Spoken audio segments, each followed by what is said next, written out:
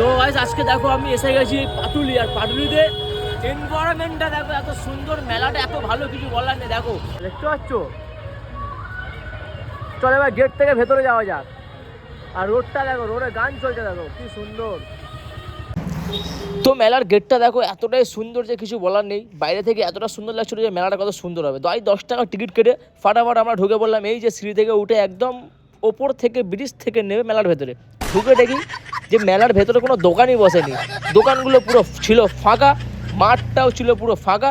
আমরা ভেবেছিলাম দোকানের মাঠ মানে মেলার ভেতরে একদম জমজমাট দোকানপাট সব থাকবে, কিন্তু তা বলে কিচ্ছুই নেই। মাঠটা দেখতে হচ্ছে পুরো ফাঁকা করছে, পুরো ফাঁকা, এত বড় মাঠ।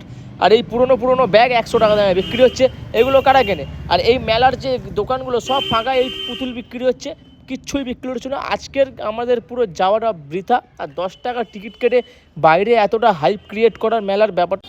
আর আমরা অনেকই মেলা ঘুরি বিনা পয়সায় ফ্রিতে, কিন্তু 10 টাকা করে নিয়ে মানুষকে এই মেলা, কিছু বলারই নেই। অত দূর গিয়ে পুরো আমাদের সময়টা নষ্ট। তো গাইস বাই।